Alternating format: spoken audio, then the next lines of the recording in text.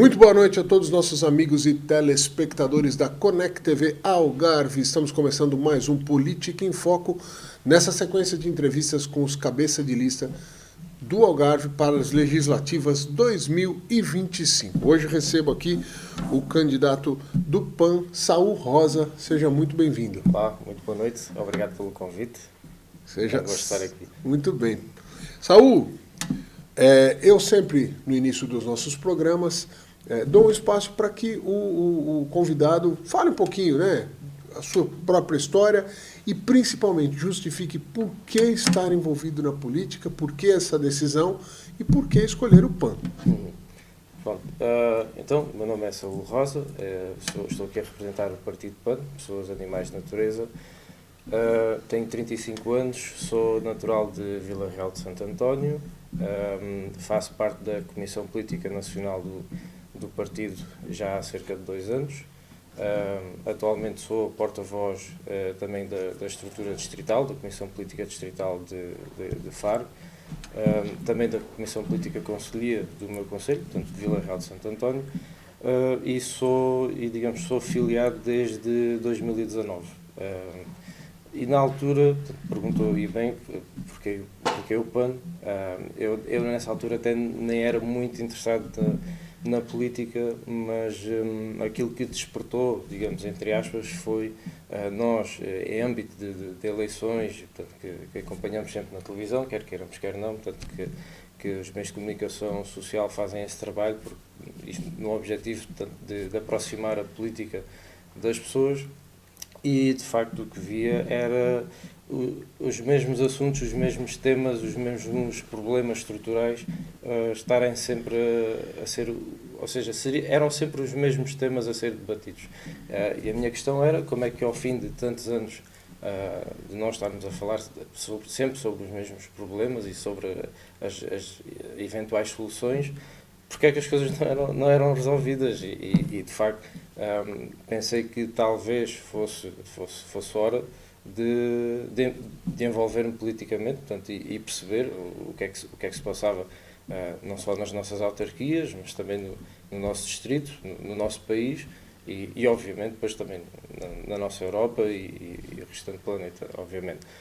Porque o nosso planeta é de facto muito pequeno, é uma aldeia global, digamos assim, e tudo afeta, está tudo interligado, tudo é transversal, embora às vezes pensamos que não, e no fundo depois, ao analisar, digamos, as propostas, fiz também uma análise daquilo que eram os trabalhos de cada partido político e entendi que o PAN tinha tem uma visão holística, interligada das coisas e não vê as nossas problemáticas só de um aspecto economicista.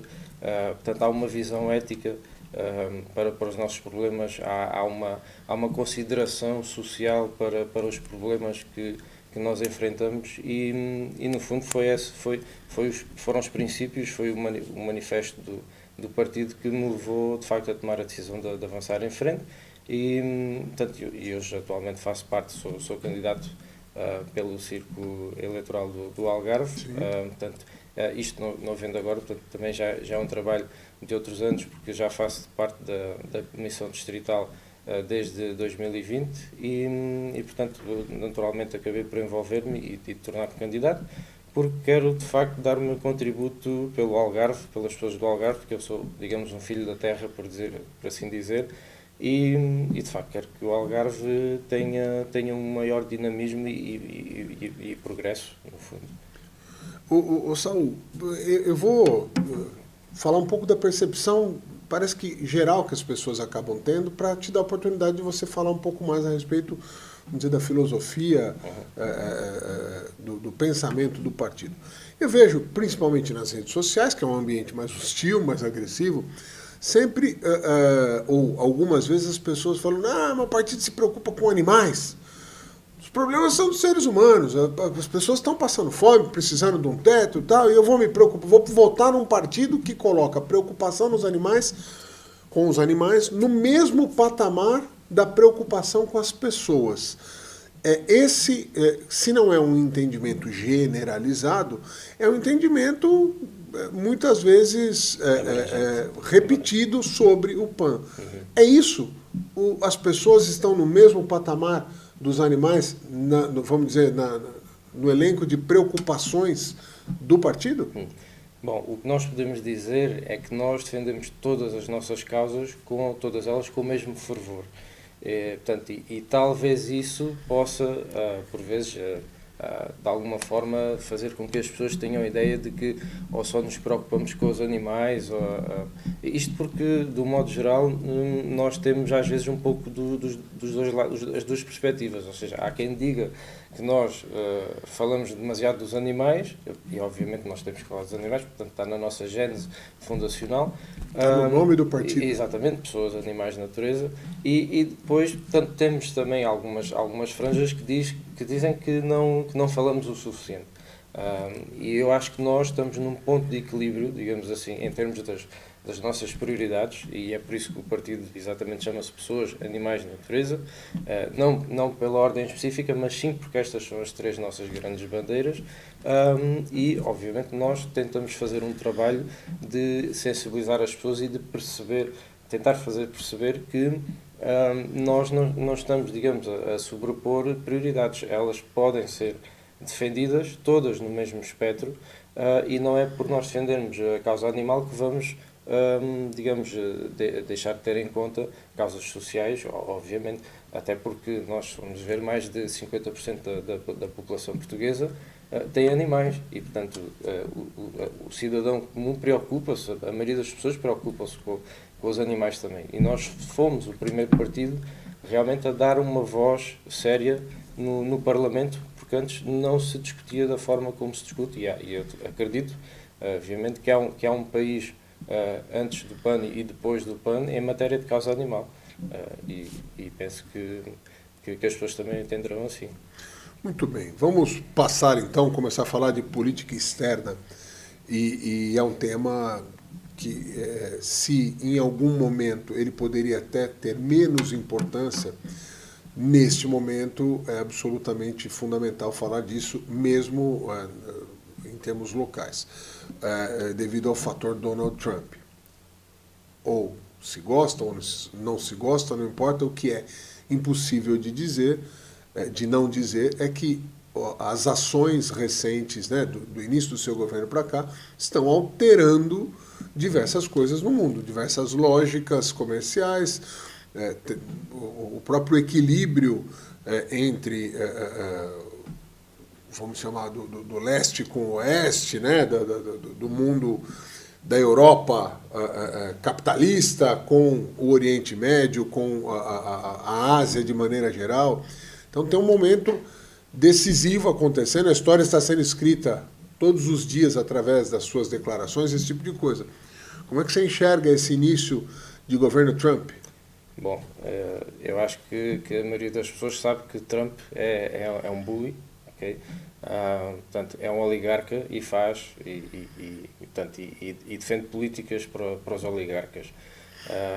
Esta história, nós falamos de um protecionismo americano referente aos produtos dos mesmos, à indústria dos mesmos, ao emprego dos mesmos, mas no fundo aquilo que Trump conseguiu fazer, digamos assim, foi convencer o eleitorado comum na América de que estas medidas pró-oligarquia servem aos interesses dos cidadãos americanos. E nós, enquanto coletivo, claro que não concordamos com isso, até porque recentemente saiu portanto, nas notícias que pela primeira vez em 3 anos houve uma recessão da economia dos Estados Unidos. E, portanto, para quem quer ser protecionista, realmente está a aplicar medidas que não servem de todo os interesses do povo americano, a não ser, digamos, em umas faixas mais elitistas, por assim dizer. Parece que há um interesse de Trump em realmente potenciar uma guerra comercial a nível global. Portanto, e as tarifas implementadas são motivo disso, porque obviamente alguém que acredita em relações multilaterais não aplica tarifas, digamos, de uma forma quase sem sentido, porque nós até chegámos ao ridículo na altura em que foram apresentadas os países com a percentagem, houve até digamos, alguma chacota relativamente a países que praticamente nem têm qualquer tipo de exportação para com os Estados Unidos e estavam a aplicar essas mesmas tarifas. Mas isto, no fundo, também é um acordar para a Europa, na nossa perspectiva. É onde eu ia chegar. Porque, de facto, é assim, nós... portanto, isto desde o contexto quase de Segunda Guerra Mundial, desde a altura do Plano Marshall e tudo mais, houve esta grande sensação sempre de que o Ocidente estaria sempre totalmente unido face a ameaças que na altura falava-se muito, da União Soviética, e na altura em que a Europa estava dividida pela cortina de ferro, e nós sempre sentimos que tínhamos um forte aliado, portanto, do outro lado do oceano. Como diria Camões, mudam-se os tempos, mudam-se as vontades. Nós atualmente vivemos num mundo que é muito volátil, e uma simples eleição pode mudar toda uma estrutura e uma organização e dinâmica de um país, como nós vemos. E com isto quero dizer que está na hora de facto a Europa começar de facto a pensar em si própria. Nós temos um mercado único fortíssimo. Ou seja, nós somos, digamos, com a união dos 27, somos a segunda economia mais forte do planeta. Portanto, nós temos um PIB de cerca de 17 trilhões, portanto, e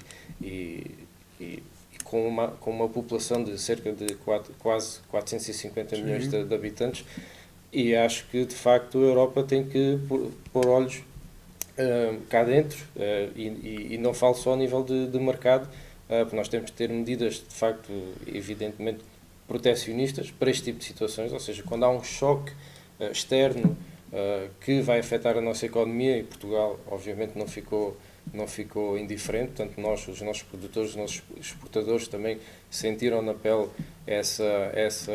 digamos, esta mudança da geopolítica, e também custa-me depois ver forças partidárias dentro do meu próprio país a aplaudir este tipo de medidas. Ou seja, nós temos visto por vezes forças políticas que concordam com este tipo de medidas, achando que ele está a defender o seu país e que nós devemos fazer o mesmo, mas isto no fundo destrói as relações multilaterais que nós devemos ter, obviamente, e pegando depois também no fator de defesa, nós infelizmente temos que deixar, portanto, e temos que considerar a potencialidade de não termos o sistema, portanto, nós fazemos parte da NATO, não é? Sim. E portanto, nós achamos que de facto está na altura talvez de começar a pensar em defesa própria da Europa. Vamos lá, vou tentar dissecar alguns temas dentro desse mesmo assunto. O primeiro deles a gente vê, de um lado, uma China que nunca esteve preocupada e não demonstra nenhum tipo de interesse de transparência sobre cuidados com a natureza. Cidades chinesas altamente poluídas, não se tem números a respeito do quanto se degrada a natureza na China, não se pode confiar nesses números, já que lá não é uma democracia. Do outro lado, Estados Unidos, que da própria boca de Donald Trump falou, legal, cuidados com a natureza, mas a prioridade é crescimento. O petróleo é bom sim, nós vamos voltar a furar petróleo para tudo quanto é lado, nós vamos voltar para o jogo do crescimento e vamos tentar preocupar com a natureza na medida do possível. Declarações, estou fazendo aqui uma livre tradução do que eu entendi até agora de política. E nós temos uma Europa tentando ser cada vez mais verde, mais, pelo menos de maneira geral, nos conceitos e nas suas declarações dos seus líderes, muito preocupado com energia verde, energia sustentável, com resíduos tóxicos, tudo isso. Duas potências, uma de cada lado, esmagando a Europa. Como é que a Europa aproveita esse momento para crescer sem ser jogando o jogo que existe no mundo, que é o jogo dos dois maiores neste momento? Como é que faz?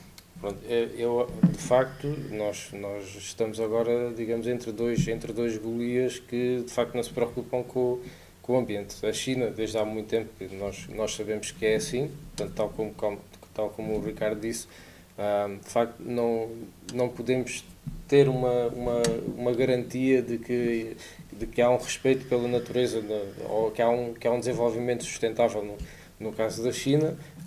Eu honestamente penso que a Europa tem a sua quota-parte de culpa, isto porque, de forma também a obter, portanto, e ter um comércio mais barato e depois aqui abordando a várias indústrias, nós de facto tornamos muito dependentes da China.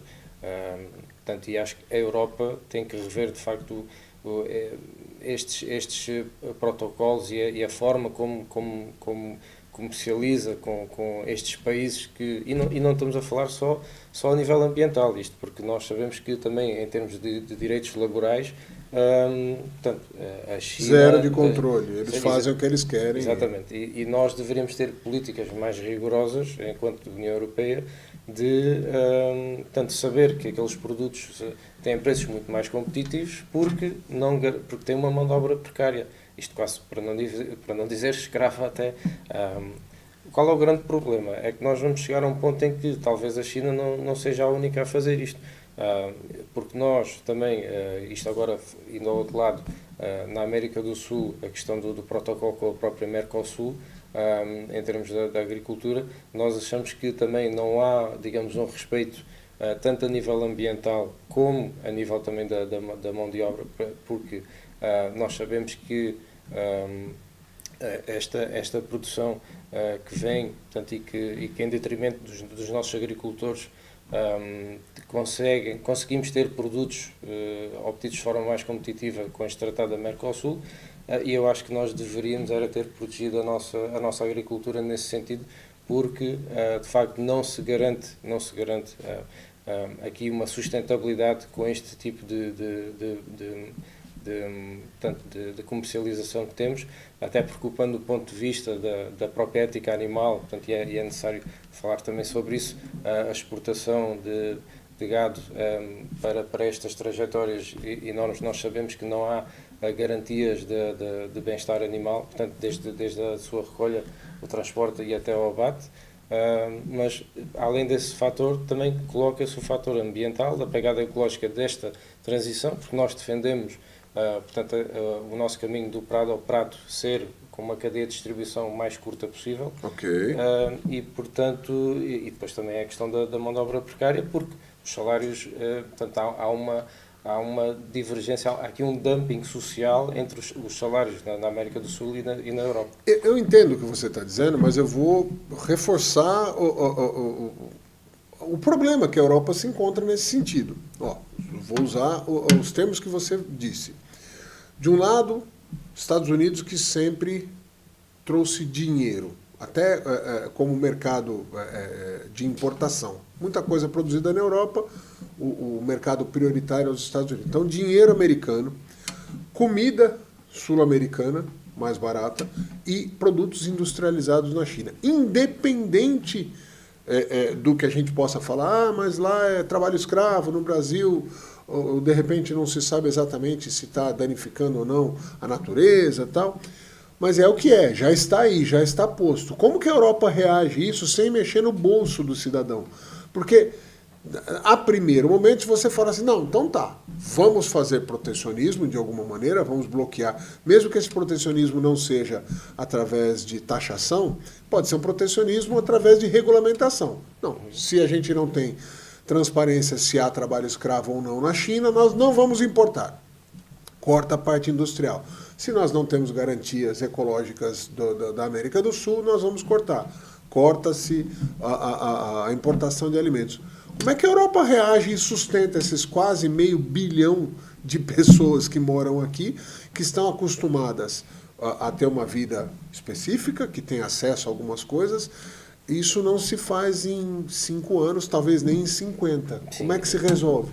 É assim, eu não diria 50... Não, nem se resolve. Como é que você convence o cidadão comum que está assistindo agora, olha, para a gente cuidar melhor do planeta, preocupar lá com os trabalhadores da China, primeiro nós vamos penalizar os trabalhadores portugueses, porque eles vão ter que pagar mais pelos produtos. Pois, antes de mais, eu não acho que o trabalhador português deva ser o penalizado. Ou seja, e nós conseguimos fazer isso através da regulamentação com diretrizes europeias que sejam justas, até porque nós, e o PAN defende muito isto, e nós, especialmente no setor energético, que adaptamos depois o discurso em termos de mobilidade, por exemplo, nós falamos muito que nós damos borlas fiscais a grandes corporações e a grandes entidades poluentes, e esse mesmo perdão fiscal que nós fazemos, muitas vezes enquanto governo e mesmo na União Europeia, poderia salvaguardar,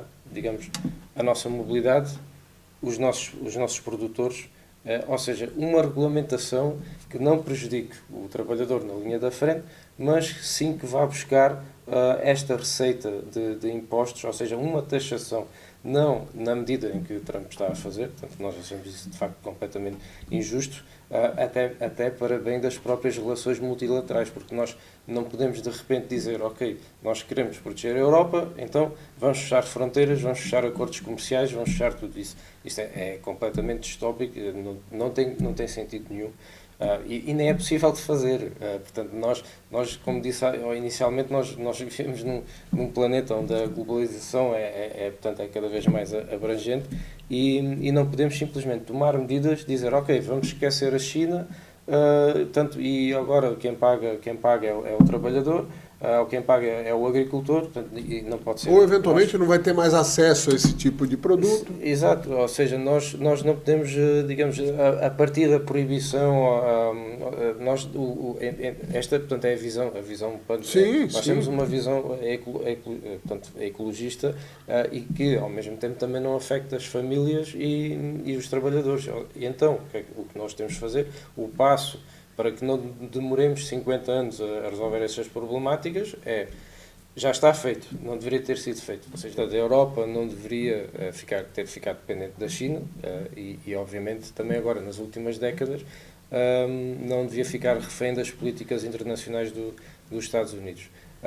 Portanto, eu acho que no fundo, a mensagem que quero transmitir ao nosso eleitor é que é possível reverter certos modelos económicos que nós temos e de comercialização sem danificar as nossas relações multilaterais, ou seja, porque nós também não queremos um blockade da China, nós o que queremos é tentar sensibilizar de forma progressiva para que possam aplicar as mesmas,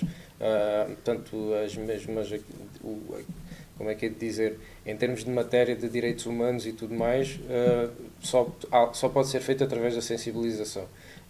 E nós esperemos que a China e até o próprio Estados Unidos, que agora com estas políticas retrógradas corre o risco de seguir o mesmo modelo da China, porque há um culto de um líder, digamos assim, atualmente, que é o mesmo que acontece na China, e portanto nós queremos que estas mudanças políticas ocorram de forma progressiva, com base na sensibilização e não no corte de relações diplomáticas, obviamente. Muito bem. Nos traria problemas, como nos traz agora atualmente no contexto que temos uma guerra na Europa, portanto, e de facto a ausência de relações diplomáticas nesse sentido, portanto, causa esse tipo de situações. Vou passar para outro tema, esse bem polêmico também, e está em cima da mesa, se fala isso diariamente nessas legislativas e em todos os âmbitos a respeito da imigração. É uma imigração, e aí o tema é imigração principalmente ilegal, né? Quando se contabiliza quem vem e fica, e existia um caminho mais fácil, a pessoa podia vir e depois fazia a manifestação, o governo atual do primeiro-ministro Montenegro bloqueou essa possibilidade.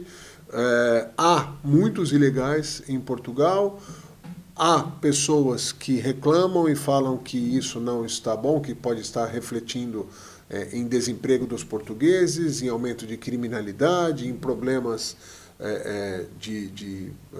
culturais mesmo, de diferenças culturais que estão prejudicando o dia a dia, e eu falo dos portugueses.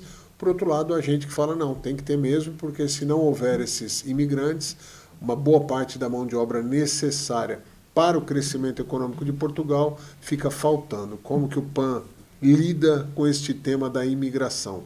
A importância dela, mas o combate à ilegalidade.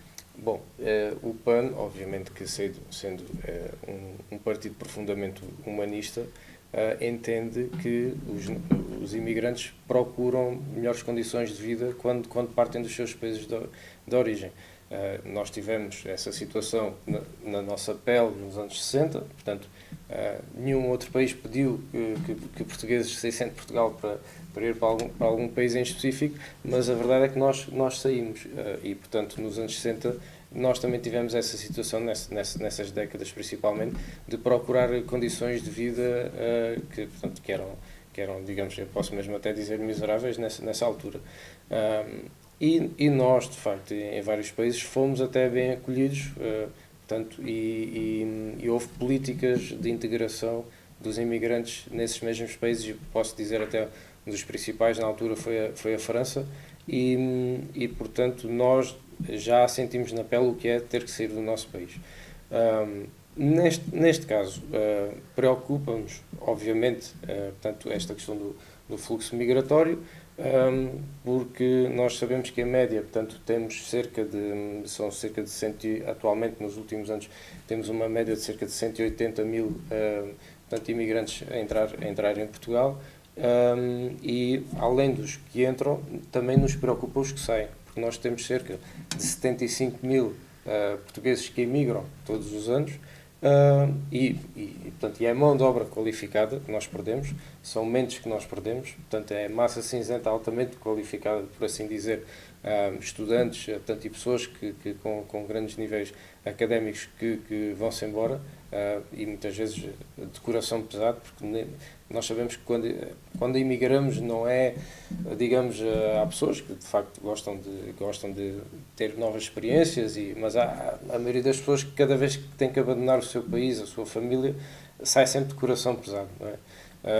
E nós, enquanto PAN, nós achamos que de facto temos que garantir os direitos das pessoas que cá vêm, e não é por ter, digamos, políticas mais restritas de anti-imigração que iremos controlar este próprio fluxo. O que nós temos que fazer, e aquilo que eu acho que o governo da AD fez mal, no caso da manifestação de interesse, era que havia a possibilidade do imigrante chegar cá e seguir, digamos, os parâmetros para que se pudesse legalizar e pudesse trabalhar cá e digamos, regularizar a sua estadia.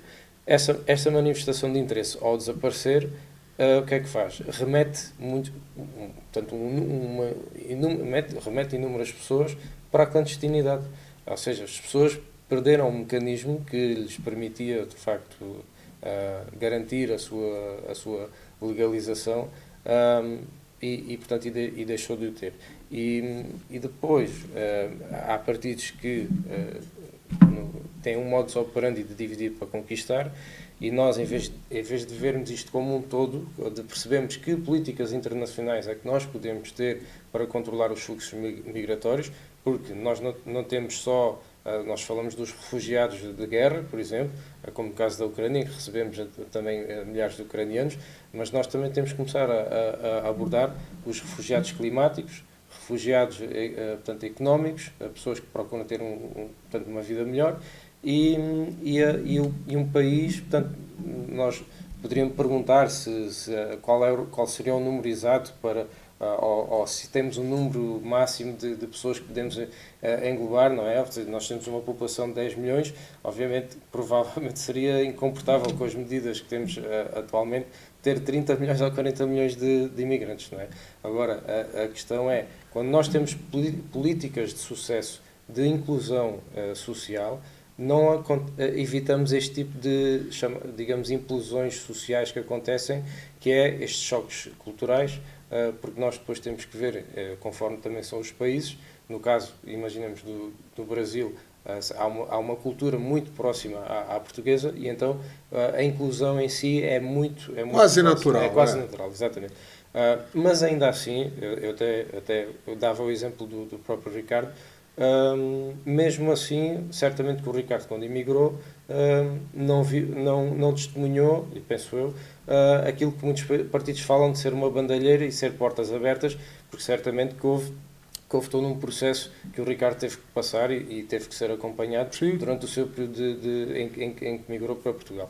E é este conceito que nós temos de combater da história das portas abertas, porque nós o que temos é um AIMA, antigamente CEF, que não está a funcionar, efetivamente não está a funcionar, e é preciso reforçar, de facto, o AIMA para que muitas pessoas possam, de facto, sair da clandestinidade. E nós também sabemos, em parte, porque é que houve este rebranding do CEF.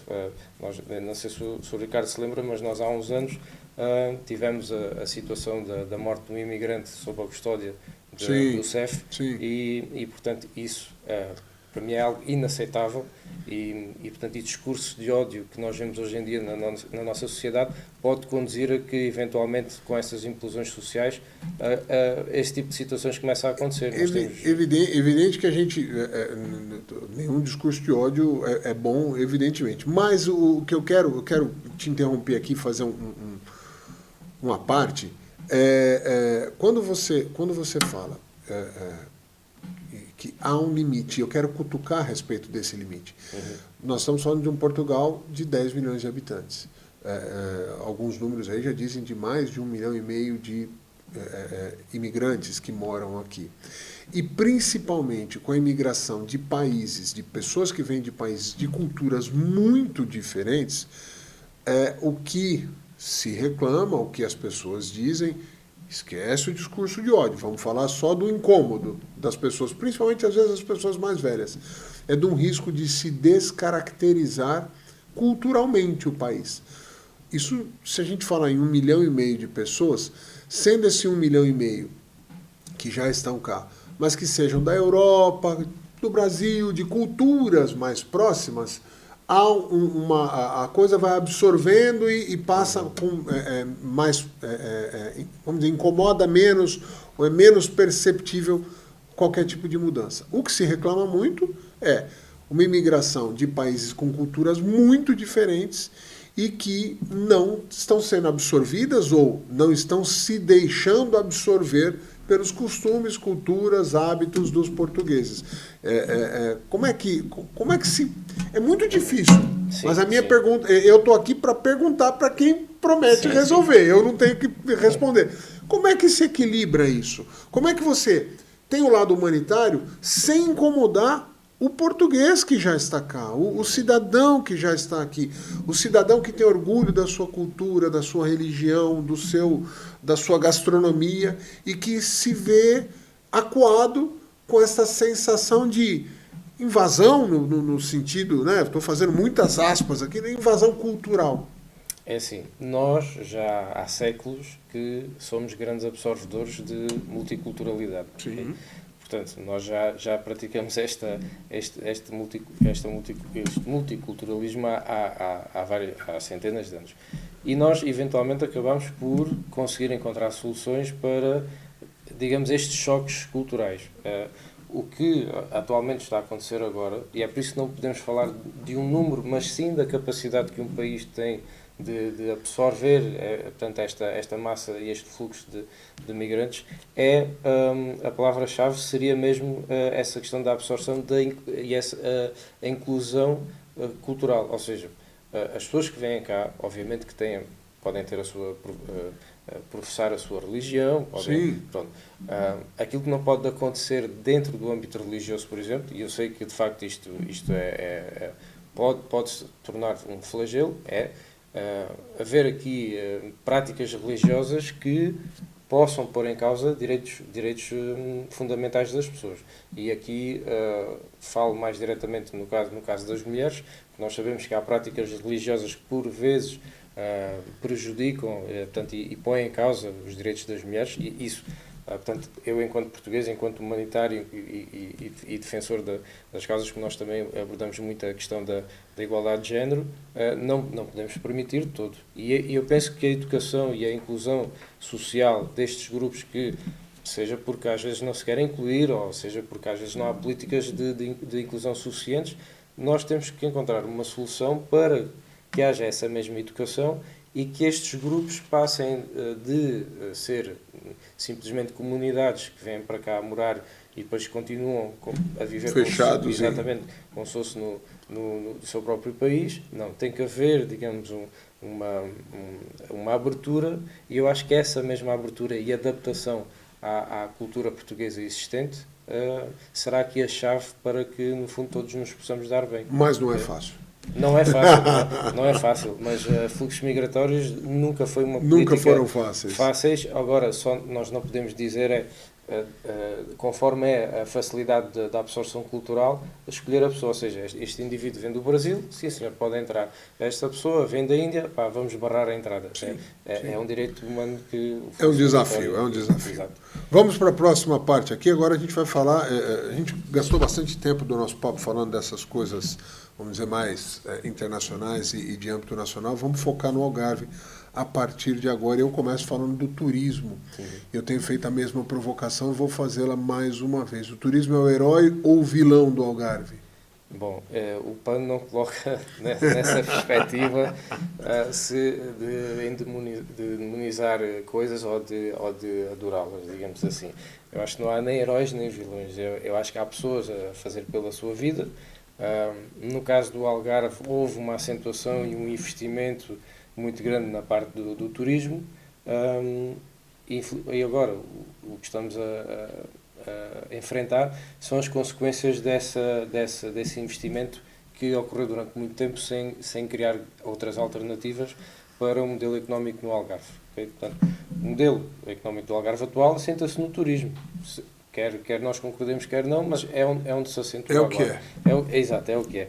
E, portanto, nós o que temos que fazer é mitigar as consequências que estão a ser causadas por este turismo, porque nós temos um turismo de massas que sobrecarrega seja o nosso Serviço Nacional de Saúde durante a sua sazonalidade à época alta. Há depois também uma erosão dos nossos recursos hídricos.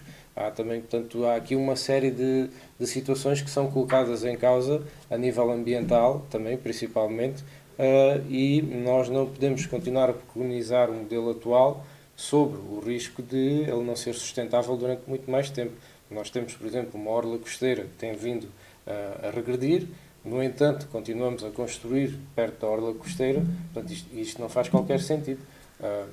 E como tal, nós sim temos que arranjar medidas políticas que equilibrem esta questão da sazonalidade, porque a sazonalidade obriga a que depois haja um período em que nós temos trabalho, depois outro período em que não temos trabalho. A transversalidade da habitação, porque temos um período em que é fácil arrendar casa, depois temos um período em que não é fácil, e portanto eu acho que no fundo os algarvistas estão um bocadinho fartos destas oscilações que a sazonalidade traz, e então de facto é imperativo nós evoluirmos e investirmos em alternativas, não dizendo que o turismo é um vilão, porque obviamente tem produzido e o turismo fatura de facto muitos milhões de euros anuais no Algarve. Agora temos é que começar a usar talvez esse lucro para investir em estruturas, portanto, e em respostas a alternativas de emprego. E só interromper, mas só para terminar, portanto, aqui as alternativas que nós vemos que possam ser sustentáveis, nós de facto, e até provavelmente vamos falar sobre esse tema, a nossa soberania energética.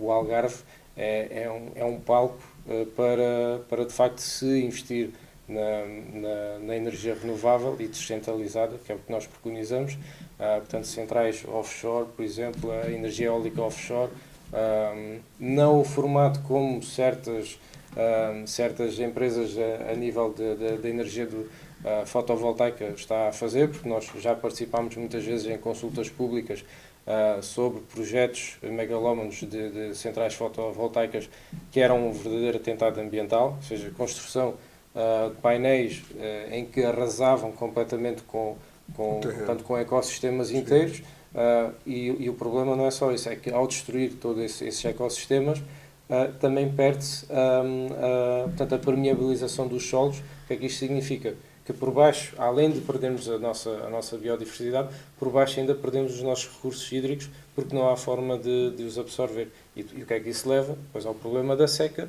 que, embora este ano São Pedro possa ter sido generoso, nós não sabemos se o próximo ano será desta forma. Portanto, isto foi um ano atípico, e o próprio turismo causa esse desequilíbrio. Nós deveríamos ter campos de golfe já temos, mas não é ainda abrangente a utilizar águas residuais, por exemplo, em vez da potável. Nós já deveríamos ter resolvido a questão das perdas portanto, no fornecimento público de água, que são cerca de 35%. Sim, que é gravíssimo. Estamos a falar de 15 milhões de metros cúbicos por ano, portanto, que é uma loucura para uma região que necessita de uma resiliência hídrica. Sim.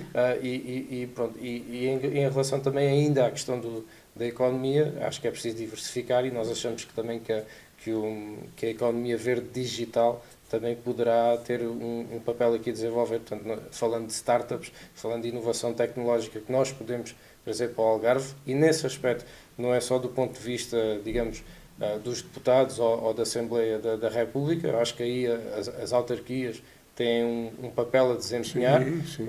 E, portanto, nós temos, de facto, condições para podemos, de facto, manter o turismo, mas de um ponto de vista sustentável, ou seja, não demonizando, mas, como por exemplo o ecoturismo ou a diminuição deste turismo de massas, equilibrando a sazonalidade para manter os trabalhos atuais, e temos essas condições, temos é que ter vontade também política e local para podermos avançar nesse sentido. Eu vou pegar dois pontos que você disse aí para tentar entender o teu raciocínio e a filosofia do partido.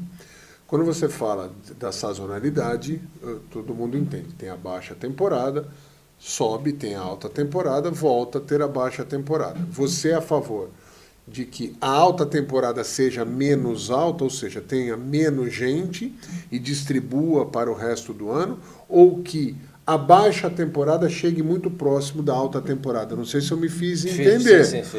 O que eu estou dizendo é, quando você só equilibre o que já existe, transforma, espalha para o ano inteiro, você mantém a lucratividade, você mantém os mesmos postos de trabalho, você não cresce. Quando você cresce a baixa temporada, você promove crescimento empresarial e, consequentemente, aumento de salários, mais empregos, esse tipo de coisa. E isso vale também quando você fala da diversificação.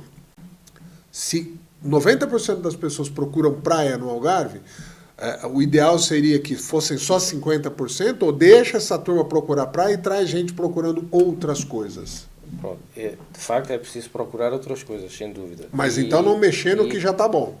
Exato. Ou seja, mas em questão da alta sazonalidade, nós de facto temos que equilibrar, e eu acho que ao existir essas alternativas, vai fazer com que não se sinta tanto na pele, no distrito, essa alta sazonalidade, ou seja, esse exagero e essa sobrecarga portanto, dos nossos recursos hídricos e da nossa SNS, ou seja, eu não estou a dizer que a época alta deveria ser o ano todo, para me tentar esclarecer.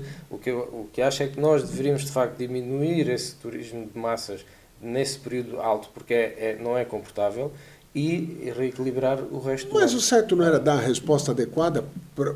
Entende? Se vem 1 milhão de pessoas aqui na alta temporada, eu estou usando qualquer número fictício. 1 milhão de estrangeiros estão aqui. O correto não é você dar a resposta adequada na saúde, no transporte, ou seja, manter o crescimento para o bem da região? Porque se você pensar que não, nós só temos a capacidade para atender tantas pessoas, limita... o interesse empresarial vai embora. E aí aquela história do o que é. Dentro do sentido do o que é, o empresário fala, peraí, essa região aqui está me limitando o crescimento, eu vou tirar meu investimento daqui e vou procurar uma região que queira meu investimento. Não é um risco como potencial de crescimento para o Algarve? Sim, é um risco, mas nós temos que nos lembrar de uma coisa: não existe crescimento infinito. Ou seja, nós não vamos, ou seja, imaginando que há sempre uma resposta e que há sempre um aumento de turistas a vir para cá, nós não podemos estar continuamente a construir hotéis, porque vai chegar a um ponto em que isso é incomportável. E pode ser um risco. Nós dizemos, meus senhores, nós temos que, de facto, arranjar aqui alternativas e temos que arranjar forma de equilibrar esta questão da sazonalidade, porque simplesmente não é comportável. E eu acho que portanto, este setor já lucrou bastante no Algarve com a sua atividade, e está na hora de, se calhar, agora também contribuir para que, de facto, nós tenhamos uma economia diversificada, portanto, com uma maior dinâmica, porque este sistema simplesmente, ou seja, enquanto a procura aumentar, nós vamos continuar a ter cada vez mais dificuldade de dar resposta. E a realidade é essa. Ou seja, nós podemos, de facto, procurar, tentar garantir os serviços que nós temos. Dar as respostas. De facto. Agora, nós não conseguimos dizer à natureza para produzir mais água ou para haver menos desgaste e erosão dos solos. Nós podemos plantar água, como se costuma dizer, por exemplo, e de facto nós preconizamos esse tipo de medidas de retenção de águas, não os projetos megalómanos de transvases completamente alucinados, de fazermos como do Rio Guadiana, como já foi proposto, mas nós temos os nossos açudes de uma forma mais micro em vez de macro, ou seja, termos edifícios públicos que façam a captação da pluviosidade, das chuvas, que é um sistema de facto eficaz. Mas existe estudo que se isso seria suficiente? Porque o que eu vejo é que esses projetos de trazer de forma popular água do norte para o sul, já que sobra no norte, traz para o sul. É o que a gente ouve falar muitas vezes. Eles resolveriam em termos de números. Esses micro pontos captadores para utilização específica de rega ou de lavar quintal, essas coisas, seria suficiente? Já há um estudo sobre isso? Ou seja, há estudos e há associações ambientalistas que defendem não essa, mas digamos, não essa no sentido de não ser só essa, mas uma conjectura de várias medidas que acaba por colmatar essa resiliência que precisamos. Ou seja, eu não digo só que a captação da pluviosidade é suficiente, mas é uma das várias medidas que o PAN, assim como várias associações ambientalistas, têm defendido para criar essa mesma resiliência. Porque imaginemos, se nós temos vamos dar o exemplo de um hotel que tem um campo de golfe, em que faça essa mesma captação, por exemplo, já é um sistema a menos a retirar essa água dos cidadãos, digamos assim.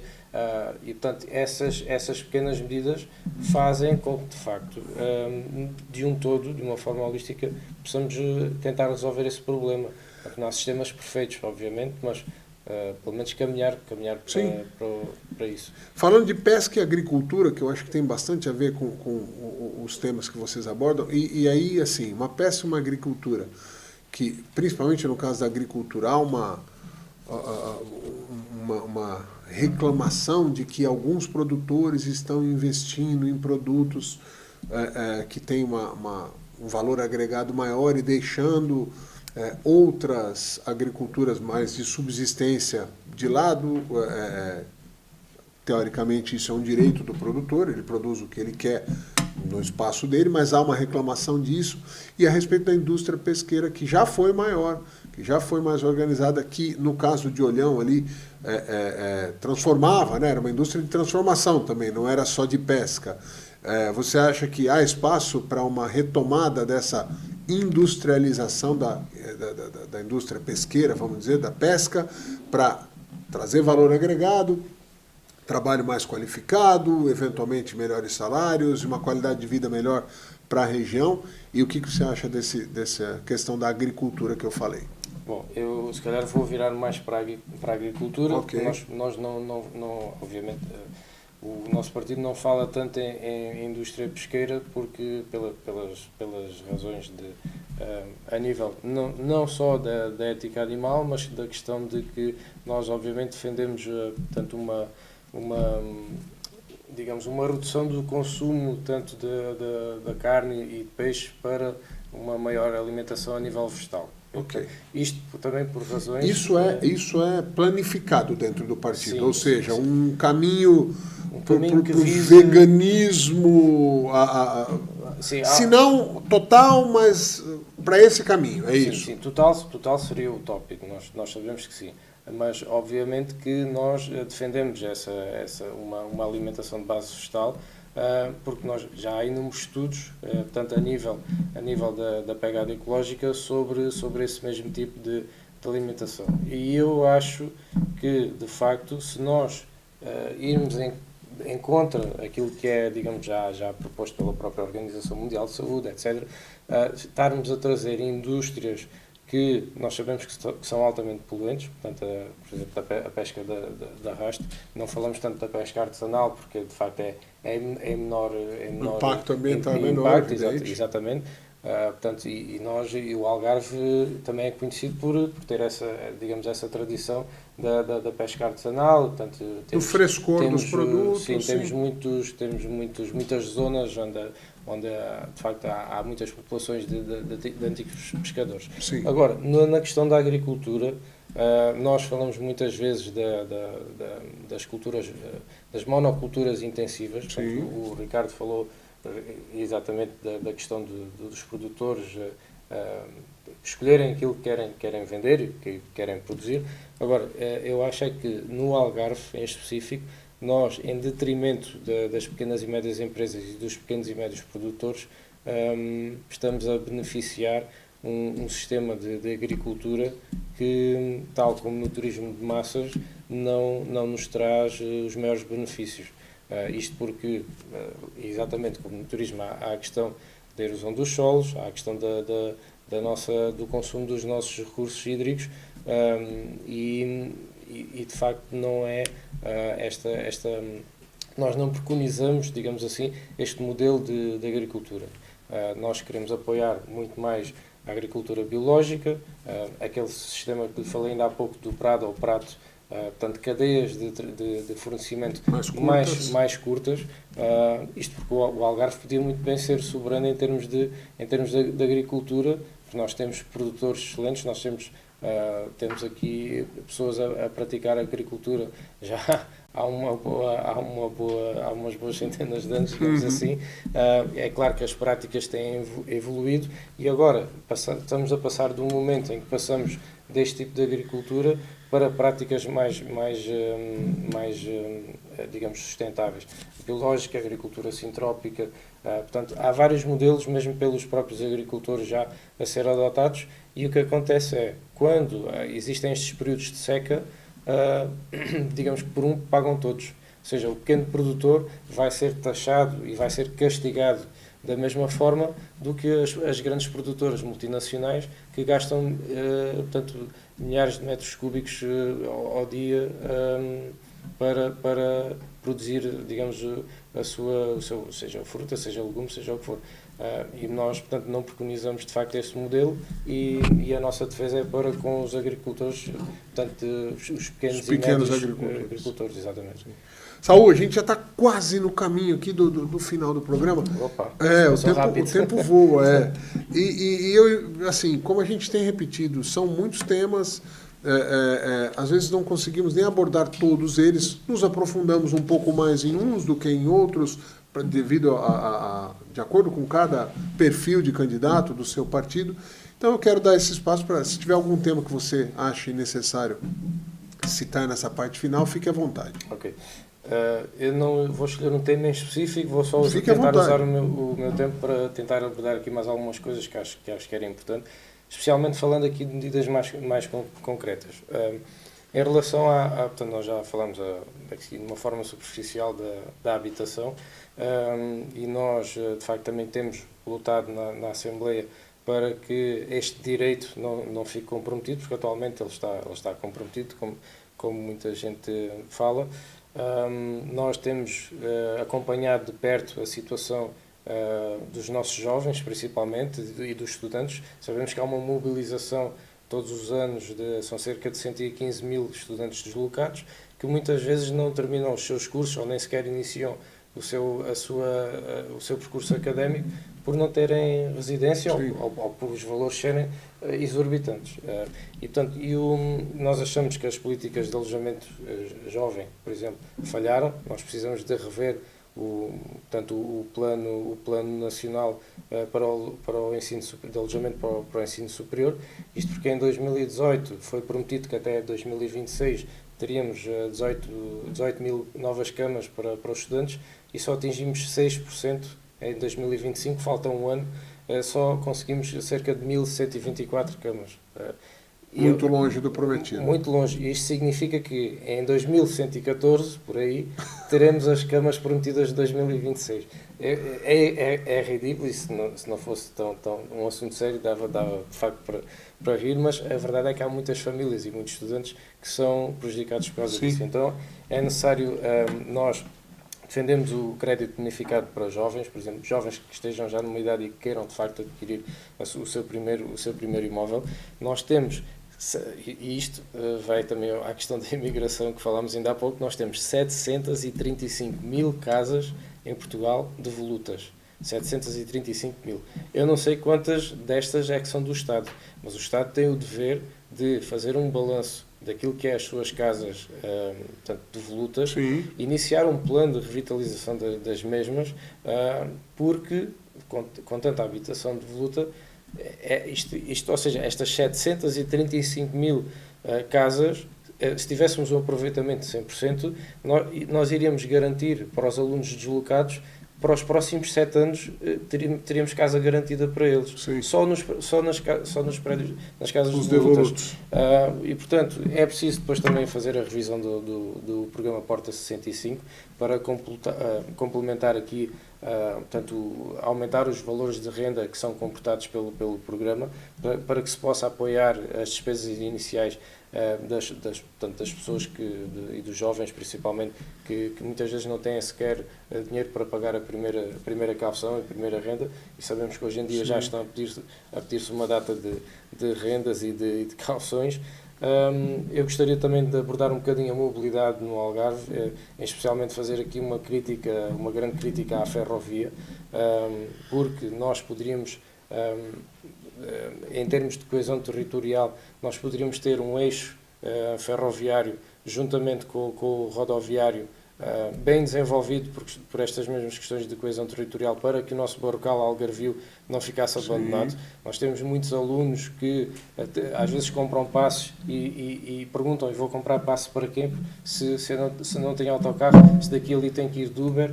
E, portanto, é lamentável que isso aconteça. Nós temos material circulante obsoleto, nós temos ainda locomotivas a diesel 250, isto é irrisório. Nós temos tempos de viagem excessivos.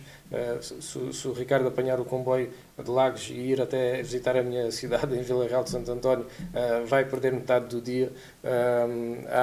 Há um investimento minimalista. A questão da eletrificação já se vem falando há anos e ainda não está complementada. Há mesmo traçados em si deficientes, como por exemplo o troço entre Estombar e Ferreiras, que apresentam curvas e desvios que alongam o percurso, prejudicando também os tempos de viagem. E, portanto, em termos de mobilidade, nós temos que, nas zonas urbanas, onde, digamos, existe uma maior proximidade tanto das pessoas, em que não estão nas periferias e moram nos centros urbanos, é preciso aplicar já aqui um conceito de mobilidade suave, porque as nossas cidades ainda não estão desenhadas para que os nossos jovens e as pessoas que queiram uma mobilidade suave possam desfrutar das suas deslocações, portanto, seja de bicicletas, seja de trotinetes. Não há ainda um grande traçado em termos de ciclovias e também de programas, que as autarquias também têm muita responsabilidade em termos de questões da partilha de bicicletas, e o PAN tem defendido esta matéria. Nós já propusemos incentivos à aquisição, reparação de bicicletas, programa de incentivos às deslocações de casa-trabalho em bicicleta, que era um programa com uma dotação orçamental de cerca de 6 milhões de euros para recompensar financeiramente os beneficiários por quilómetros pedalados, por exemplo, porque há pessoas que de facto já estão a adotar, ainda com precariedade, já estão a adotar esta mobilidade suave, e nós não conseguimos portanto, incentivar o que é de louvar é que estas pessoas de facto já o estão a fazer. Sim. E principalmente também os nossos estudantes. Nós temos que defender uma intermodalidade dos passos, por exemplo, para que um aluno que tenha que apanhar, portanto, um autocarro e mudar para um comboio, que já por si é uma viagem longa, ainda por cima vai ser prejudicado financeiramente por isso, sim, ainda tendo que pagar depois a habitação, as despesas, propinas, e nós nesse caso também defendemos a isenção progressiva da própria propina, porque as despesas da educação não devem recair sobre o aluno, deve recair de facto sobre o Estado. E é a questão de nós podermos ir buscar receitas a muitos sítios em que não vamos buscar, como a questão das bordas fiscais que já falei. Nós não tivemos tempo de falar do apagão, mas houve aqui uma situação da ausência de respostas. Eu queria não deixar de falar disso por parte do Governo, porque nós tivemos de facto denúncias, não só pela demora e do alerta para as próprias pessoas do que é que se estava a passar. Isso faz com que, de facto, as pessoas entrem em pânico. E nós vemos... Isso aconteceu. Os mercados... Eu estava no supermercado na exata altura em que a luz terminou e de repente começámos a ver as pessoas a ir buscar garrafões de água e encher o carrinho e, portanto, aí nesse aspecto o Governo falhou. Nós vimos que portanto, existiram aqui hospitais que não tinham, como no caso da maternidade Alfredo da Costa, que só tinha, digamos, autonomia para mais uma hora, em termos de combustível para dos geradores. Pessoas que dependiam do oxigênio e das botijas de oxigênio na altura em que estariam a fazer tratamentos e que estavam internadas. Cirurgias, a mesma coisa, ficaram de facto em risco. E se não fosse de facto os nossos homens e mulheres na linha da frente, os nossos enfermeiros, os nossos técnicos de saúde, os nossos médicos, a manter a calma e a tentar trabalhar com os condicionantes que tinham, nós certamente que teríamos mortes a lamentar. E felizmente não tivemos.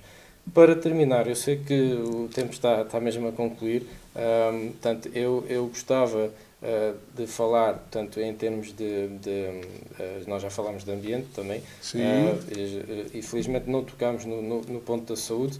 Eu estava aqui, de facto, tinha aqui várias portanto, medidas para... Isso é bom que fica a porta aberta para você voltar muitas vezes. Sim, de facto, mas para terminar, eu gostava de agora falar na nossa gênese fundacional, portanto, de uma das causas, que é a causa animal. Não poderíamos deixar de fazer, porque nós já reparamos que sempre que em todos os debates é uma matéria que fica, digamos, sempre abandonada. E embora nós tenhamos também nós fazemos o esforço de mostrar que o partido tem mais bandeiras, obviamente temos que mostrar esta é a nossa principal. Nós ainda continuamos com um grande problema em matéria de causa animal no país. Portanto, nós temos cerca de, anualmente, aliás, eu até posso dizer este número por dia, nós temos cerca de, do que há registro, cerca de 115 animais abandonados por dia. Isto é um flagelo muito grande, portanto, a nível nacional. Há muitas pessoas que podem achar que isto é algo sem relevância, mas para nós é uma causa que nos toca. Nós temos tido, de facto, também o trabalho de, a nível da própria legislação, tentar ter medidas mais severas relativamente aos maus-tratos, portanto, ao crime de maus-tratos e abandono animal. Ainda há pouco tempo escrevi um artigo sobre o Smokey, que foi, portanto, um cão que foi jogado no Rio Arado e, portanto, atado, e houve, digamos, aqui uns aspectos de crueldade até fora do normal referente a esta situação, e ficámos, obviamente, bastante indignados com o resultado que foi aquilo do verdito em relação digamos, ao autor deste crime, portanto, que basicamente foi uma pena suspensa. E portanto, nós, de facto, somos apologistas de crimes, que estes crimes sejam punidos de uma forma mais severa.